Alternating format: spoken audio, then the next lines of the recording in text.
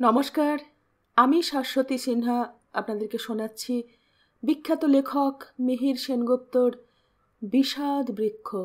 আজ ৩২তম অধ্যায় শুরু করি।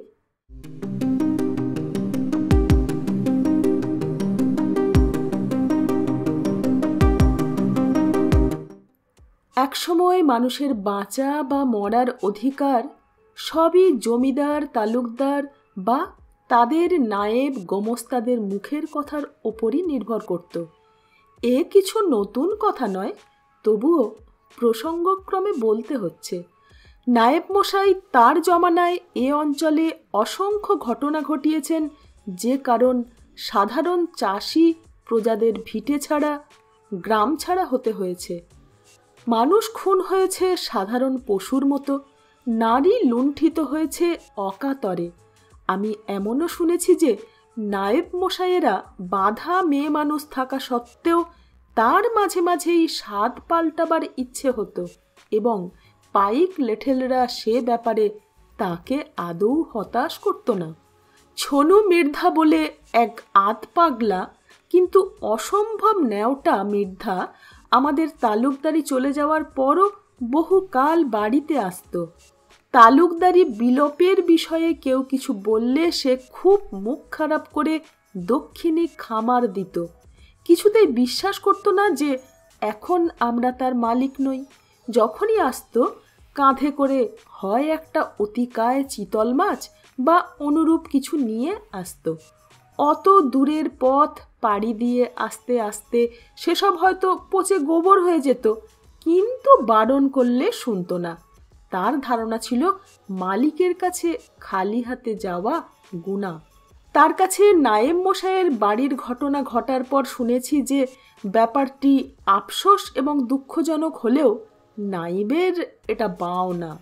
সে বলেছিল, ভাইডি, এয়া হ্যার পাপের শাস্তি। হে যে কত বিধবার সর্বনাশ করছে, হ্যাঁ গো মুই জানি, মুই যে মেধা। কিন্তু পাপের শাস্তির এই ধারাটি ব্যাখ্যা করা বড় সহজ নয়। বিশেষত নায়েব মশাইয়ের বাড়ির ঘটনাটি কোনো বদলা নেয়ার ঘটনা নয়। তবু ছনুর বিচারেও বোধহয় কোনো কার্যকারণ ছিল যা অস্বীকার করা যায় না। এ প্রসঙ্গে আর একজন মানুষের কথা বিশেষ করে মনে পড়ে। তার নাম আহমেদ মোল্লা। পাশের এক মুসলমান গাঁয়ের মানুষ, পেশায় এককালে ছিল ডাকাত। সবাই তাকে আহমেদ ডাকাত বা ডাকাত মোল্লা বলেই ডাকত। এ কথায় কে কি ভাববে জানি না, তবে আমাদের জেলায় একদল মানুষ ডাকাতি ব্যাপারটাকে পেশা হিসেবেই গ্রহণ করেছিল, তা বহুকাল আগে থেকেই।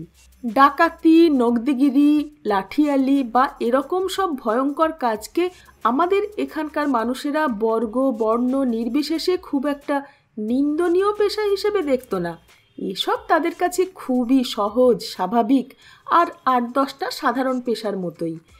কথা সবাই জানেন যে এই ভূভাগ বা তার অন্তর্গত অঞ্চলসমূহে প্রকৃতি অতি ভয়াল এবং নিষ্ঠুর। এখানে বসতির শুরু থেকেই তাদের একদিকে মোকাবিলা করতে হয়েছে অতিশয় হিংস্র জন্তু, সাপ, বাঘ, কুমির ইত্যাদির সঙ্গে, অপরদিকে প্রকৃতির সঙ্গে, যে প্রকৃতি কখনো বন্যা, কখনো সামুদ্রিক জলোচ্ছ্বাস, কখনো বা ঝড়ের তাণ্ডবে তাদের জীবন ছিন্ন ভিন্ন করার প্রয়াস করত। কিন্তু যারা এখানে প্রথম বসত করতে এসেছিল তারা এসব ভয়ালতার বিষয়ে শুরুয়াতেই ওয়াকিবহাল ছিল বলে তাদের লড়াই হামেহাল জারি রেখেছিল। কারণ তারা জানতো যে এখানেই তাদের বসত করতে হবে, যেহেতু এখানে জমি উর্বরা এবং নদী খালসমূহ মৎস্যের খনি বিশেষ। প্রথমে এসেছিল কৈবর্ত ধীবর জাতীয় মানুষেরা। তারা এই নবীন ভূমিতে দেখেছিল অসুমার খাল, নদী এবং জলাভূমি, যাদের বুকের মধ্যে ঘুরে বেড়ায় সব বিচিত্র ছোট বড় এবং অতিকায় মাছেরা। চন্দ্রদ্বীপ অঞ্চল তখন সমৃদ্ধ জনপদ। নৌকাযোগে ১-১.৫ দিনে সেখানের গির্দে বন্দরে মৎস্য নিয়ে পাড়ি দেয়া যায়। কিন্তু সমস্যা ছিল ভূমিতে বসবাস করার, কারণ সে স্থান তখন সুন্দরী অরণ্যের গোল হোগলের নিভৃত অন্তঃপুর। সেখানের রাজাধিরাজ দক্ষিণ রায়, ডাঙায় তিনি এবং তার সাকরেদরা আর জলে কুমির কামট। ধীবর কৈবর্তেরা প্রথমে তাদের রমণীদের আনেননি, নিজেরা থাকতো নৌকায়। মাছ মারার জন্য অনুষঙ্গ ছাড়াও তারা নৌকোতে রাখত ভল্লা, রামদা, লেজা, সরকি, গুলিবাস এবং জালের লোহার কাঠি আর অন্যান্য নানা মারণ যন্ত্র। বন্য পশু ছাড়াও তাদের লড়তে হতো মগ পর্তুগিজদের সঙ্গে। তারা মোহনায় মোহনায় ঝোপঝাড়ের আশেপাশে তাদের পিনিস নিয়ে অপেক্ষা করে থাকত ওত পেতে, কখন এইসব মানুষদের নৌকো তারা লুট করবে, তাদের বন্দি করে নিয়ে যাবে তমলুকের, পিপলির বা চাটগার দাসবাজারে কিংবা সাগরের মাছ দরিয়ায়, যেখানে এদের বিক্রি করে দেবে বিদেশি দাস ব্যবসায়ীদের কাছে। তাই এই সব প্রতিকূলতার সঙ্গে সংগ্রাম করতে গিয়ে এই মাছ মারা মানুষেরা আস্তে আস্তে এই অঞ্চলে স্থায়ী বসতির কথা ভাবে, আর একসময় তা শুরুও হয়ে যায়। সে এক দীর্ঘ সংগ্রামের ইতিহাস। মানুষ তা কোনোভাবেই ধরে রাখেনি, সবার তা মনেও নেই। যাদের কাছে তা জানতে পারি তারা শুধু ওই সব অসামান্য লড়ুয়ে মানুষদের অধস্তনদের কেউ কেউ। আমাদের আহমেদ মোল্লা ছিল সেরকমই এক মানুষ। পরম্পরাগত জীবনে তাই ডাকাতির পেশা তার বা তার মতো মানুষদের ক্ষেত্রে কিছু অভাবনীয় নয়। তার পূর্বপুরুষেরা এভাবেই জালিয়া থেকে হালিয়া হয়ে বসত গড়তে শুরু করেছিল এখানে। কিন্তু সে আবাদ তেমন ব্যাপক নয়। ব্যাপক আবাদ শুরু হয় যখন গ্রাম পত্তন শুরু করে তখন। এখন বিচার্য এই যে উচ্চবর্ণীয়রা নবাব রাজাদের খেয়ালি পাট্টার জোরে যে দখলদারি করে সেটা ডাকাতি, না এই সব মানুষেরা প্রথমাবধি যে লড়াইয়ের মাধ্যমে তাদের দখল জারি রাখতে চায় সেটা ডাকাতি? এ প্রশ্নের উত্তর ইতিহাস এক এক সময় এক একভাবে দিয়েছে। তবে এক্ষেত্রে উত্তরটি বোধহয় খুব সরল নয়। বিভিন্ন পারিবারিক ইতিকথার শ্রুতি এবং স্মৃতি অনুযায়ী এ স্থানের আবাদকারী এবং যারা আবাদ করিয়েছেন তাদের প্রতিষ্ঠা প্রায় সমসাময়িক। ব্যাপারটা এমন ঘটেনি যে এখানকার আদি চণ্ডভণ্ড, মলঙ্গি, ধীবর কৈবর্ত বা হালিয়া কৈবর্তরা সব বন আবাদ করে ফসলি জমির ব্যবস্থা দিয়ে এবং নিজস্ব গৃহস্থালী স্থাপনা করার পর উচ্চবর্ণীয়রা এসে তা দখল করে রাজ্যপাট বসায়। সেরকম ঘটনাও বেশ কিছু আছে এবং তা অবশ্যই ডাকাতেরই নামান্তর। আবার বেশ কিছু উদ্যোগী পরিশ্রমী মানুষও যে এই সব আদি মানুষদের সঙ্গে কাঁধে কাঁধ মিলিয়ে প্রতিকূল শক্তির সঙ্গে লড়াই করে একসময় প্রাধান্য পেয়েছেন, এ কথাও মিথ্যে নয়। আমি নিজেই এই দুই ধরনের ভূস্বামীদের এ অঞ্চলে দেখেছি এবং সামন্ত প্রথার লোভ হলেও এই জাতীয় ভূস্বামীদের কোনো কোনো পরিবার এখনও এ অঞ্চলে বেশ ক্ষমতাশালী। দুই একটি হিন্দু পরিবারও এখনও এখানে বেশ দাপটের সঙ্গে যে আছেন, পরবর্তীকালে তাও আমার অভিজ্ঞতা হয়েছে। তবে ভূস্বামী মাত্রেই ডাকাত অবশ্য ছিলেন এবং আহমেদ মোল্লাদের মতো ডাকাতদের সৃষ্টিও তাঁদেরই অবদান। কিন্তু যে আশ্চর্য ব্যাপারটি আমার নজরে পড়েছে তা হল শোষক শোষিতের সম্পর্ক থাকা সত্ত্বেও এক ব্যাপক কামারাদারির পরম্পরায় তারা খুবই ঘনিষ্ঠ ছিলেন। এই সম্পর্কটির বিষয়ে কোনো তাত্ত্বিক আলোচনায় না গিয়ে আহমেদ মোল্লার কাহিনীটি বলাই বোধহয় যথেষ্ট হবে। তবে এই কামারাদারির বিষয়ে একটি অনুমানের কথা বলে নিই। আমার ধারণা স্থানীয় ভয়াল প্রকৃতি এবং বহিরাগত মগ পর্তুগিজাদি দস্যুদের বিরুদ্ধে একত্রে লড়াইয়ের দীর্ঘকালীন অভ্যেসের জন্যই বোধহয় এই কামারাদারিটি তৈরি হয়েছিল। এখানের অধিবাসীরা বর্গবর্ণ নির্বিশেষেই এক অসামান্য উর্বর ভূমির প্রসাদ লাভ করেছিল, যেখানে ফসল ফলাবার জন্য ভূমিতে বলিষ্ঠ কৃষকদের পদচারণাই যথেষ্ট।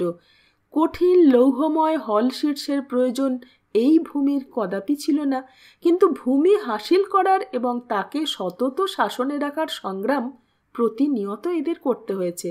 সে সংগ্রাম যা প্রকৃতি এবং লুণ্ঠনকারী বহিঃশত্রুর বিরুদ্ধে সমবেত অধিবাসীগণের, পরে কালের গতিতে তা ভূমির বহুমাত্রিক উপসত্ত্বতায় এক জটিলতম বহুমুখী সংগ্রামে পর্যবসিত হয় এবং ফলে আহমেদ মোল্লাদের মতো মরশুমি ডাকাতদের উদ্ভব ঘটে। আবার এখানকার ভূমিপুত্রদের স্বভাব প্রকৃতির রুক্ষতার কারণও বোধহয় এটাই। এত সংগ্রাম করে যে জমি তারা হাসিল করেছে এবং যে জমির প্রসব ক্ষমতা এমন অনবদ্য, তার প্রতি এই মানুষদের মমতা অবশ্যই যে মাত্রাতিরিক্ত হবে তা কিছু আশ্চর্য নয়।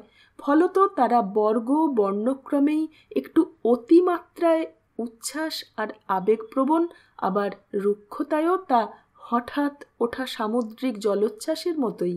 সামান্য এদিক ওদিক হলেই যেমন ফয়সালার অস্ত্র নিমেষে ঝলসে ওঠে, তেমনি শুধু মুখের কিছু মিষ্ট কথায় ভালোবাসার বন্যা নামে দুচোখ বেয়ে আনন্দাশ্রুর ধারায়। সবটাই এখানে সরাসরির ব্যাপার, প্যাঁচ ঘোচের বালাই নেই। একটা লঙ্কা গাছ ছাগলে খেলে যেমন ছাগলের মালিক খুন হয়ে যেতে পারে, তেমনি একখানা গোটা ফলন্ত মাঠের ফসল লুটকারি যদি এসে জমির মালিকের কাছে ক্ষমা ভিক্ষা চায়, তখন অপরাধী এবং সেই ক্ষেতের মালিক দুজনেই পাল্লা দিয়ে পরস্পরের গুণকীর্তন করে। এ বলে মুই দোষী, ও বলে মুই। তা এই হলো এখানের মাটির দোষ বা গুণ, যে যেমন মনে করে। জসমিন দেশে যদাচার। যে কথা আগেই বলেছি, এই আহমেদ মোল্লাদের ডাকাত হওয়ার প্রসঙ্গে যে ভূস্বামীরাই তাদের একসময় ডাকাতে পরিণত হতে বাধ্য করেছে, কিন্তু তা আবাদের যুগের বহু পরের কথা। আহমেদ মোল্লারা ডাকাত হয় তাদের পরদাদাদের হাসিলি জমি হারাবার পর। আমার এই এলাকার তাবৎ ইতিহাসই হচ্ছে জমি ডাকাতির ইতিহাস। জমির ক্রমান্বয়ী বিকাশের মাধ্যমে উন্নততর বা কাঙ্ক্ষিত কোনো সামাজিক বিন্যাস পিছাড়ার খালের ভূখণ্ডে ঘটেনি। ফলে আহমেদ মোল্লাদের মতো ডাকাতরা যেমন একসময় সামাজিকভাবেই এসেছে, তেমনই এসেছে নায়েব মশাইয়ের বাড়িতে যারা ডাকাতি করেছিল কৌশলী ডাকাত, তারাও। কিন্তু আহমেদ মোল্লার মতো ডাকাতরা আমাদের যত কাছের মানুষ ছিল, পরবর্তীরা ছিল ততটাই দূরের। মোল্লাদের ডাকাতি ছিল মৌসুমি বা মরশুমি ডাকাতি।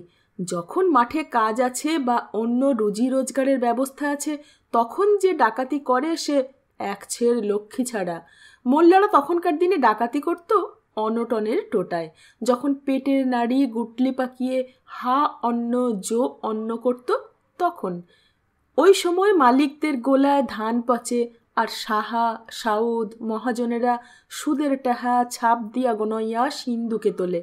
সেই সময় তো ক্ষেত মজুর, দিনমজুর, ভূমিহীন আহমেদ মোল্লারা রামদা সড়কি লেজা নিয়ে ডাকাতি করতে বেরোতো সেই সব বাড়িতে যেখানে মানুষের খাদ্য মুনাফার খাতিরে পচে এবং যার উৎপাদক এই আহমেদ মোল্লাদের মতো ডাকাতরাই। তাই এই ডাকাতির কারণ সংখ্যালঘু খেদানো লোভ বা মাৎসর্য নয়, এর কারণ ক্ষুধা। ফলত এই ডাকাতির একটা নীতি নিয়ম ছিল। তারা সাধারণ মেয়েদের ইজ্জত নিয়ে নষ্টামি করত না। যদি দলের মধ্যে কেউ তেমন করার চেষ্টা করত, তবে তার শাস্তি তারা দলের সর্দারদের হাতেই চূড়ান্তভাবে পেত। এরা অকারণে মারদাঙ্গা করত না, বাধা পেলে করত। তখন দু একটা খুন খারাপি হয়েও যেত। তা এসব খুন আমাদের জেলার চরিত্রানুযায়ী খুব একটা উল্লেখযোগ্য বিষয় নয়। ডাকাতি ছাড়াও জমি জমার হাঙ্গামায় খুন ছিল খুবই স্বাভাবিক ঘটনা। খুন হলে তারা ধরাও পড়ত এবং নির্ধারিত সাজাও ভোগ করত, সেও হিসেবের মধ্যেই ছিল। তবে মোল্লার হাতের খুনের কিনারা কোনো দিনই হয়নি এরকম শুনেছি। তার খুনের ব্যাপার নিয়ে মামলা হলে দেখা যেত আহমেদ ঘটনার দিন সদর হাসপাতালে তার বহু দিনের পুরনো পিত্তশূল বা অম্লশূলের বেদনার জন্য চিকিৎসাধীন। সদর হাসপাতালের বড় ডাক্তারের কাগজপত্র সে তখন দাখিল করত আদালতে। মোল্লার গল্পটি যে কারণে বলা, তা হলো আগে যে কৌশলী ডাকাতির কথা বলেছি তার সঙ্গে এর মৌলিক পার্থক্যটি জানানো। মোল্লা বছরের মধ্যে বেশ কিছু সময় জেলে থাকত, বাকি সময়টা অন্য 10 জন সাধারণের মতো চাষি গেরস্তি উৎসব পার্বণে কাটত। তার ছেলেপুলে ছিল এক দঙ্গল, বিবি দুখানা, নিত্য 30 দিন অভাব লেগেই থাকত। তবে আমাদের আঞ্চলিক বিচারানুযায়ী বলতে হয়, মানুডা ডাহাইত আছেলে ঠিকই, তয় হ্যার পেরান্ডা আলোহে সাইদ্যের ভালো। সে ছিল খুবই বুঝদার ডাকাত, কারণ সে নিজের বা আশপাশ হিন্দু মুসলমান গ্রামে কখনোই ডাকাতি করত না। তার কাজ কারবার ব্যাপারাদি ছিল সাধারণ ব্যতিরেকে এবং দূর তীরন্দাজি ধরনের। তবে মুশকিল হতো যদি অন্য কোনো দলের নিশানা তার আশপাশ গায়ের ওপর পড়ত, তখন সে নিজে তাদের সঙ্গে কথাবার্তা বলে ব্যাপারটা নিষ্পত্তি করার প্রচেষ্টা চালাতো, অথবা নির্দিষ্ট অসৎ লোকের বাড়ি চিহ্নিত করে সেখানে নির্দিষ্ট নিয়মে তাদের কাজ করতে বলতো। কিন্তু এরকম প্রচেষ্টা ব্যর্থ হলে সে গায়ে ঢোকার পথে সদলে দাঁড়িয়ে থেকে মহড়া নিত প্রতিপক্ষের। এ কারণেই বেশি সংঘর্ষের মধ্যে যেতে হতো তাকে এবং লাশ পড়ত অনিবার্যভাবেই। ফল জেলবাস। খুব কঠিন শাস্তি দেয়া যেত না তাকে, কারণ প্রমাণাভাব, যেমন আগেই বলেছি। একবার এরকম এক মৌসুমে সে যখন তার বাৎসরিক নিয়মের জেল খাটছে, তার একটি ছেলের কলেরা হয়। এসব রোগে সে যুগে গ্রামে যা ব্যবস্থা নেওয়া হতো তাই হলো হোমিওপ্যাথিক ওষুধ অথবা পীরের জল পড়া। উভয়েরই অর্থমূল্য কম এবং সহজে আয়ত্ত বিধায় মানুষ ওই পন্থাই যেত। মোল্লার ছেলেটি মরেই যেত যদি বাবা এবং তার সাগরেদ নারায়ণ ঠাকুর উদ্যোগী হয়ে তাকে গঞ্জের স্বাস্থ্যকেন্দ্রে নিয়ে উপযুক্ত চিকিৎসা না করাতেন। কিছুকাল আগেও কলেরা শুরু হলে আমাদের ওখানে পাড়াকে পাড়া উজাড় হয়ে যেতে দেখেছি। গঞ্জেও তখন তেমন কিছু ব্যবস্থা ছিল না। এই সমস্যাটায় কিছু ব্যবস্থা হচ্ছিল, এ কারণে ছেলেটা বেঁচে গেল। আমাদের ছোটবেলা থেকে দেখেছি সমাজে যারা আহমেদ মোল্লার মতো স্বভাবের মানুষ, তাদের প্রতি বাবা, নারায়ণ ঠাকুর ইত্যাদিরা এক ধরনের দুর্বলতা পোষণ করতেন। এইসব মানুষ সম্ভবত তাদের দুঃসাহসিক জীবনযাপনের জন্যই তাদের স্নেহ ভালোবাসার আধিকারিক হতো।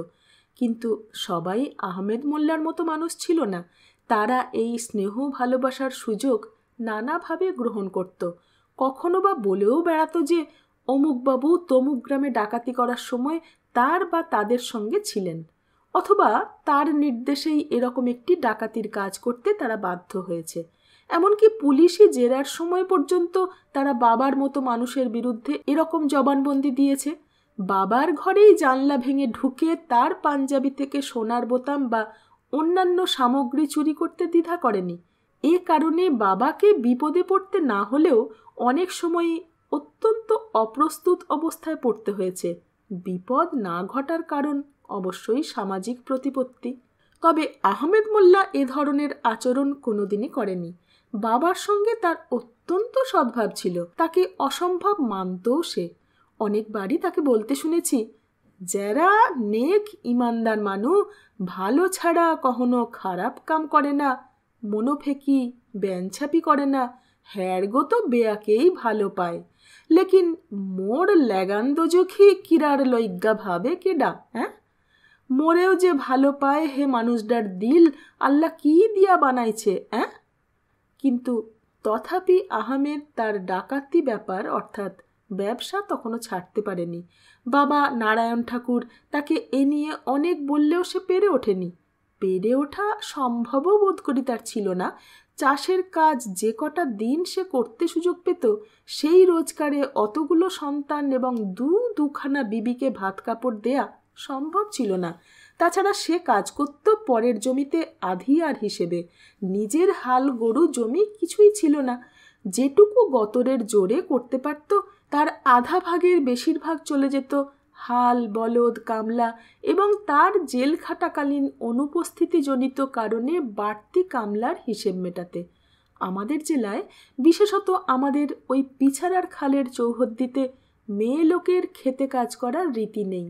যদিও তাবৎ কৃষিজগতে রাঢ়ে বঙ্গে বা সারা বিশ্বে মাগি বা মিনসেগণকে রোয়ার সময় বিছান সমেত ব্যস্ত দেখা যায় রোপার কাজে কামে, হাঁটু কাপড়ে পাছা উঁচা অবস্থায়। কিন্তু তার নিম্নতট দক্ষিণ পূর্ববঙ্গের এই অঞ্চলটিতে নয়। আমাদের চাষি বউরা মরদদের সঙ্গে বেলাহাজিভাবে হোগা উঁচু করে কোনো দিনই রোপা পায়নি, কারণ তাদের মরদেরা ব্যাপারটা আদৌ পছন্দ করেনি আবাদের প্রথম থেকেই। পাঠক বোধ করি খেয়ালে রেখেছেন, এ অঞ্চলে বসতি স্থাপনকালে পুরুষেরা যে প্রথমে মেয়েদের নিয়ে আসেনি সে কথাটি আমি আগেই বলে রেখেছিলাম। তো এরকম একটি সৃষ্টি ছাড়া নিয়ম সে কারণেই অভ্যাসে এসে গিয়ে থাকবে। সে যা হোক, এ কারণে মোল্লার বিবিরাও চাষের কাজ করে কোনোদিন সংসারের উপকারে আসতে পারেনি। তবে তারা যে একেবারে বসে খেত তাও নয়। ধান কুড়োনো, ধান ভানা, চিড়ে কোটা, মুড়ি খই ভাজা ইত্যাদি আর্থকর্ম তারা নিয়তই করত। কিন্তু তথাপি কি মোল্লার ডাকাতি ছেড়ে দেওয়া সম্ভব ছিল? তাছাড়া এসব ব্যাপারীগিরির অন্য হাজার ফ্যাকড়া থাকে। এই ব্যাপারীরা সবাই একথা জানে যে এই ব্যাপারীগিরিতে ঢোকা যত সহজ, ছাড়ন তত সহজ নয়।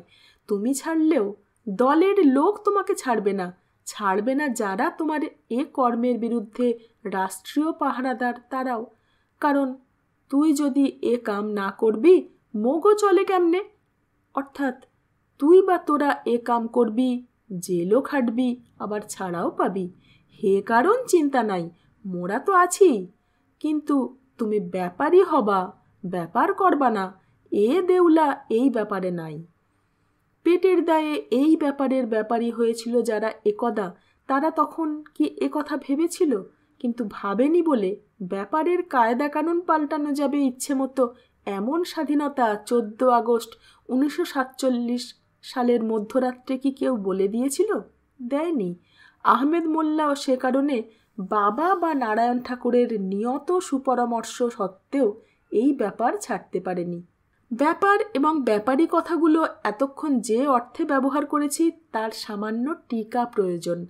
আমাদের অঞ্চলে ব্যাপার অর্থে ঘটনা নয়, ব্যাপার মানে ব্যবসা। ডাকাতি একসময় আমাদের ওই জগতে এক ধরনের ব্যবসায়ী ছিল।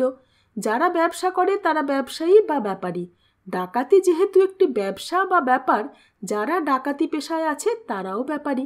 আমি তাদের পারস্পরিক পেশার উল্লেখের সময় এই শব্দটির ব্যবহারই জেনেছি। তারা সংক্ষেপে এই শব্দটিরই ব্যবহার করত। যেমন কেউ যদি জানতে চাইতো অমুকে কি করে, উত্তর হতো, হে তো ব্যাপারী, অর্থাৎ সে ডাকাত। ব্যাপারের পেশা পরিত্যাগ করে স্বাভাবিক গেরস্থ জীবনে ফেরা বড় সহজ কর্ম ছিল না সেকালে। একালেও যে তা খুব সহজবোধ্য তাও বোধ করি কেউ বলবেন না। কিন্তু আহমেদ মোল্লাকে ব্যাপারের কাম ছাড়তে হয়েছিল। তার মতো মানুষের বোধহয় এই কাম ছেড়ে দেওয়া ছাড়া মানসিকভাবে আর কোনো উপায় ছিল না। আগেই বলেছি, আমার ওই অঞ্চলের লোকদের বিশ্বাস ছিল যে আহমেদ মোল্লা ডাকাইত অইলেও মানুডা ভালো। তাই সে যখন দেখল যে তার পোলাডা দুজন বিধর্মীর বদৌলতে জানে বাঁচাইয়া গেলে, তখন তারা দুজন তার কাছে গুরুর গুরু, পীরের পীর, আল্লাহর ফেরেস্তা, তার মতো মানুষের জীবনে আল্লাহর এমন কুদরত কায়েম হতে পারে এ কথা বিশ্বাস করা তার পক্ষে অসম্ভব। সে জেলে বসে বাবা এবং নারায়ণ ঠাকুরের সেই প্রচেষ্টার কথা শুনেছিল যে তাদের চেষ্টাই তার ছেলে বেঁচে গেছিল।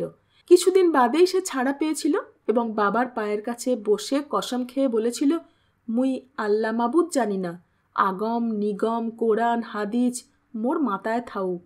মুই খালি জানি আল্লাহ মাইনসের রূপ ধরইয়া মোর ছাওয়ালডারে বাঁচাইলে। তো মুই কই আল্লাহ পাক স্বয়ং মাইনসের রূপ ধরইয়া মাইনসের মধ্যেই থাহেন। মোল্লা কসম খেয়ে বলেছিল যে জীবনে সে আর ডাকাতি করবে না, এমনকি উপোস করে যদি মরেও যায় তবু না। এ বৃত্তান্ত আমার একেবারেই বাল্য বয়সের।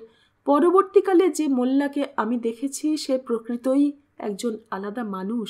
সে যে একদা একজন দুর্ধর্ষ খুনি ডাকাত ছিল, তখন তাকে দেখলে কেউ তা বলতে পারত না। যে কথা আগে বলছিলাম, আহমেদ কখনোই বাবার স্নেহের সুযোগ নিত না। তার পরিচিত কোনো ব্যাপারী যদি সেরকম সুযোগ নিত তবে সে ভীষণ কাণ্ড করত। এরকম একটি কাণ্ডের গল্প শুনেছিলাম। আমাদের বাড়ির সেই যে ফটিকের কথা আগে বলেছি, তার বড় ভাই লাড়ইয়া ছিল মোল্লার দলের একজন ব্যাপারী। তবে সে খুন খারাপির মধ্যে বোধহয় থাকতো না। এরা দুভাই ছোটবেলা থেকেই হাত সাফাইয়ে বেশ দড়ো ছিল। ফটিক শেষ পর্যন্ত ছিঁচকে চড়ি থেকে গেছে, কিন্তু লাড়ইয়া আহমেদ মোল্লার সাগরেতি করে কালে দিনে বেশ নাম করা ব্যাপারী হয়ে উঠেছিল।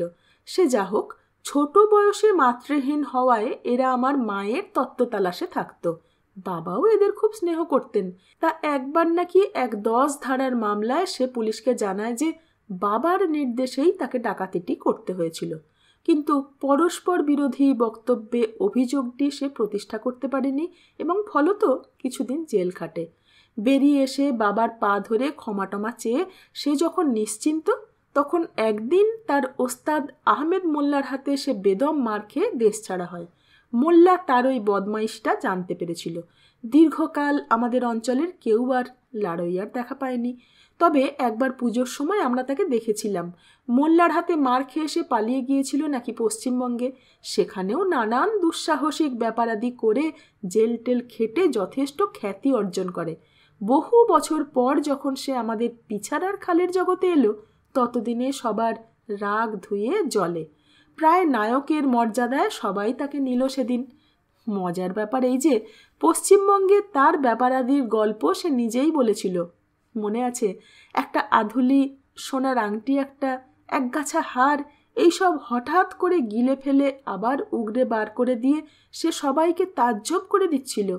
এ ধরনের চোরাই মাল গায়েব করার জন্য সে নাকি শীষের বল দিয়ে কিভাবে গলায় একটা পকেট মতো তৈরি করে নিয়েছিল অভ্যেস করে করে। আহমেদ মোল্লাকে ডাকাত হিসেবে জেনেছি গল্প কথায়। জ্ঞান হবার পর তাকে দেখেছি মানুষের একনিষ্ঠ একজন সেবক হিসেবেই। বাবার কাছে কসম খাওয়ার পর মোল্লা তার দল ভেঙে দিয়েছিল।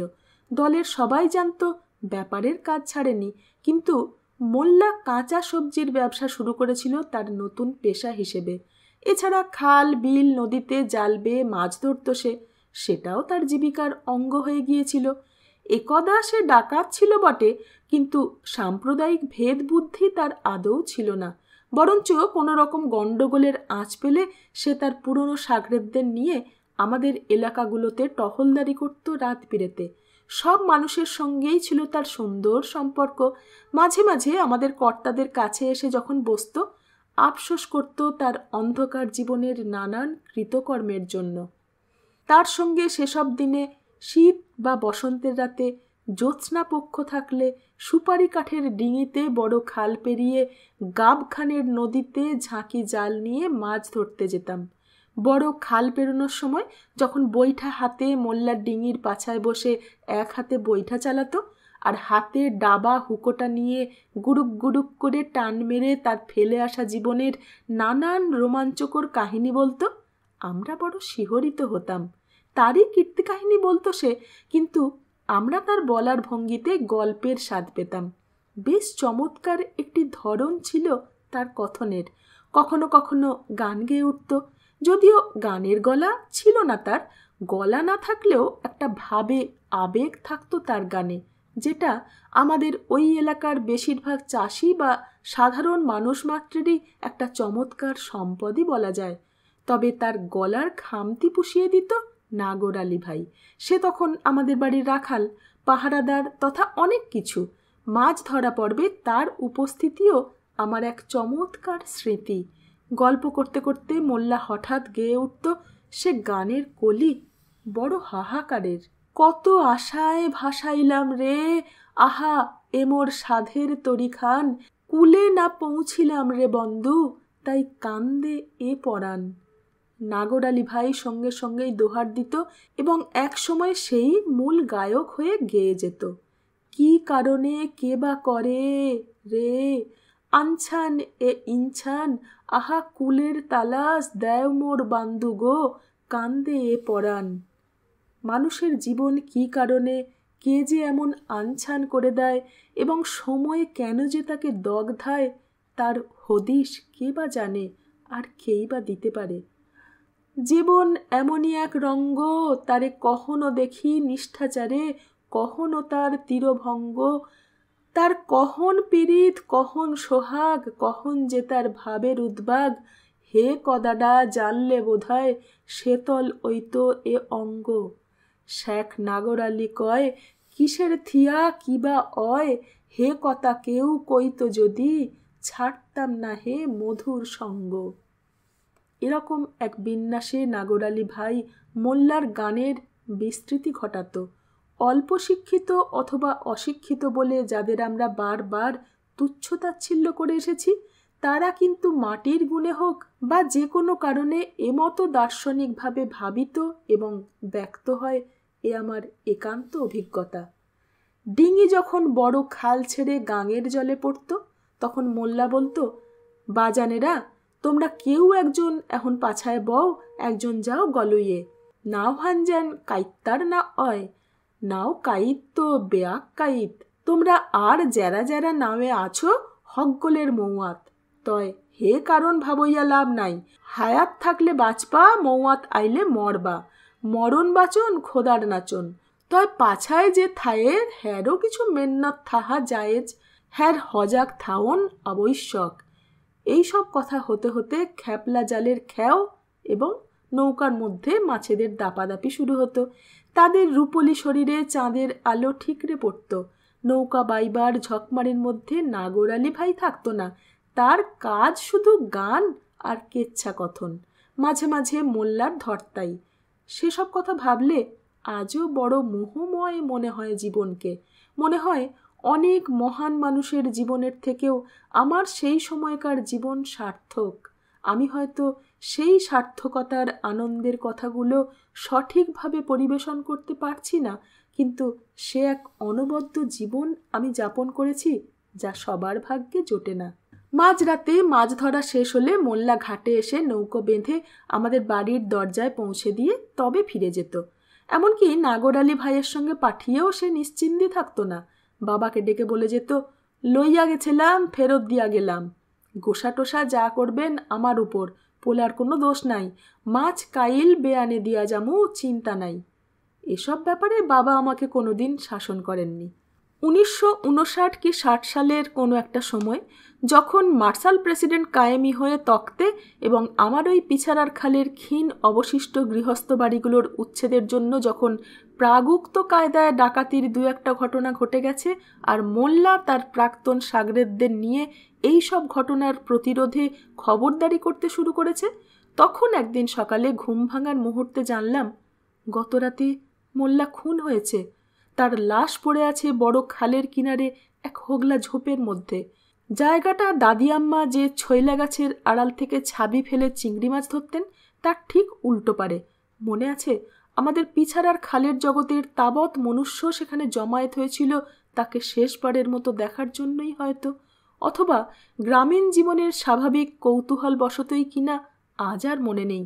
শুধু মনে আছে অসম্ভব রকমের ক্ষত বিক্ষত অবস্থায় রক্তে কাদায় জলে মাখামাখি হয়ে মোল্লার দেহটি অসহায়ভাবে পড়েছিল সেই হোগলা ঝোপের কিনারে সম্পূর্ণ উলঙ্গাবস্থায়। মানুষটা যখন গর্হিত জীবনযাপন করত তার এরকম পরিণতি হয়নি। যদি হতো তার একটা কার্যকারণ পাওয়া যেত। যখন সে সব আপত্তিকর অসামাজিক কর্ম পরিত্যাগ করে বেশ কিছুকাল ধরে এক সুস্থ সামাজিক জীবনযাপনে মগ্ন, তখন তাকে খুন হতে হলো। বেশিরভাগ মানুষ জানতেই পারল না মোল্লা খুন হলো কেন, তবে আমি তো তা জেনেছিলাম। বেশিরভাগ মানুষ না জানলেও আমি জেনেছিলাম এই হত্যার কার্যকারণ, কেননা এই ঘটনার প্রত্যক্ষদর্শী ছিল আমার এক বাল্যবন্ধু যার নাম অমল। বসু তাদের উপাধি। আমাদের পিছারার খালের ঠিক বিপরীতে তাদের গেরস্থালি। তাদের বাড়ি নয়, তাদের মামা বাড়ির গেরস্থালি ছিল সেটি। তার মা অল্প বয়সে তাকেই সম্বল করে বিধবা হয়ে তার বাবার বাড়িতেই স্থায়ী হলে ওটাই তাদের বাড়ি বলে আমরা জানতাম। সে যা হোক, অমল ছিল আমার সমবয়সী এবং বন্ধু। সে দেখে ফেলেছিল কিভাবে মোল্লা খুন হয়। সেদিন সে গঞ্জে গিয়েছিল তার মামার কাছে। মামা কাজ করতেন শক্তি ঔষধালয়ে। ফিরতে একটু রাত হয়ে গিয়েছিল, তবে আমরা ওরকম হামেশাই সেসব দিনে চলাফেরা করতাম। নদীর পাড়ের রাস্তা ধরে আমাদের বড় খালের মুখ অবধি এসে বাঁ হাতে রাস্তা নিতে হয় গ্রামে আসার সময়। আমাদের বড় খালটাও তখন বাঁ হাতি। ডান দিকের দু একটি গ্রাম পেরোলেই আমার দাদি আম্মার গ্রাম তারুলি। বাঁ হাতের সাঁকো বা চার পেরোলেই নৈকাঠির হাট, যার পেছনের গ্রামটির নামও নৈকাঠি। তারুলি গ্রামটা বেশ বড়। আমাদের গ্রাম এবং নৈকাঠির উল্টোপাড়ের গোটা এলাকাই প্রায় তারুলির মধ্যে পড়ে। অমল আসছিল তারুলির দিকের ডানহাতি রাস্তা ধরে। মেটে জ্যোৎস্নায় পরিচিত রাস্তায় চলতে অসুবিধে হয় না। কখনো কখনো মেঘ সরে গেলে কাছে দূরের অনেকটাই পরিষ্কার দেখাও যায়।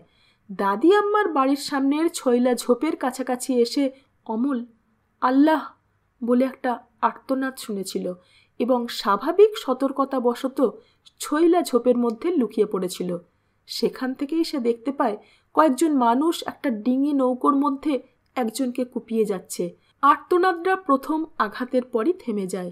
অমল দেখেছিল ওই লোকগুলো তারপর চ্যাংদোলা করে দেহটা হোগলা ঝোপের মধ্যে ছুঁড়ে ফেলে ডিঙিটা তারুলির কিনারে ভিড়িয়ে উঁচু পাড়ের ওপরে উঠে পড়ে।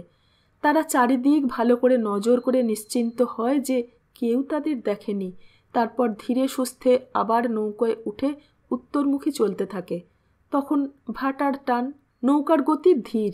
খানিকক্ষণ অপেক্ষা করে অমল যখন বাড়ির রাস্তা ধরে তখন তার পা চলছে না। শরীর এবং অন্তরাত্মা ভয়ে আতঙ্কে হিম হয়ে আছে। ও দেখেছিল নৌকোয় যারা যাচ্ছে তাদের মধ্যে একজন তার চেনা। সে জব্বর, বাউলকান্দা গ্রামের একজন নামজাদা মানুষের মেজ ছেলে সে, যে মানুষটি 50-51 দাঙ্গার সময় 1000 দাঙ্গা বিরোধী ভলান্টিয়ারের সর্দার ছিলেন। জব্বার সেরকম মান্যবান ব্যক্তির পুত্র হয়েও ছিল একটা দুর্ধর্ষ ডাকাত, খুনি এবং লম্পট। অমল পরের দিনই একথা বাবার কাছে বললে বাবা তাকে এবং আমাকে সাবধান করে দিয়ে বলেছিলেন, খবরদার এ কথা আর কাউরে কইও না, তোমরা কিন্তু কিছু দেখো না, জানো না। আমরা ভেবেছিলাম এ কথা শুনে বাবা হয়তো কিছু একটা করবেন, কিন্তু তার কথা শুনে এবং পরিস্থিতির গুরুত্ব আঁচ করতে পেরে আমাদের বুকের রক্ত হিম হয়ে গিয়েছিল। বাবারা নিশ্চয়ই তখন অন্য কোনো বিভীষিকার পূর্বাভাস অনুমান করেছিলেন। আমরাও তখন আমাদের যা বয়স তদনুযায়ী আঁচ করতে পারছিলাম অনেক কিছুই। খেলার মাঠে, স্কুলে, মাছ ধরার সময় বা খালে ঝাঁপানোর মুহূর্তে নিশ্চয়ই আমরা টের পাচ্ছিলাম যে সংখ্যাগুরুদের মধ্যে ক্ষমতাশালী গোষ্ঠীরা আমাদের অবাঞ্ছিত মনে করছে এবং এবারকার উচ্ছেদের ধরন ধারণ কৌশল আগেকার চাইতে আলাদা এবং এর প্রভাব 50-51 চাইতে অনেক বেশি স্থায়ী হবে। কারণ এবার সাধারণ বর্ণ হিন্দু ছেড়ে নিম্নবর্ণীয় মানুষদের পালা, যারা পাকিস্তানকে স্বাগত জানিয়ে মুসলিম লীগকে সমর্থন করেছিল একসময়। উচ্চবর্ণীয় হিন্দু সমাজের শোষণ তথা জাতিবিদ্বেষের প্রকোপে পতিত নমশূদ্র ইত্যাদি তফসিলি জাতীয় মানুষেরা খুব স্বাভাবিক কারণেই হয়তো মুসলিম লীগের তৎকালীন আশ্বাসনে নিজেদের উদ্ধারের সম্ভাবনা দেখতে পেয়েছিল। কিন্তু একসময় সাম্প্রদায়িক ভিন্নতার বর্বর পশুটা সেই সব সম্ভাবনাকে তছনছ করে দিয়ে তার নখদন্ত বেদান করে তাকে আক্রমণ করে বসল। শেষ হলো 32তম অধ্যায়। ফিরে আসবো 33তম অধ্যায় নিয়ে। ততক্ষণ সঙ্গে থাকবেন। ধন্যবাদ।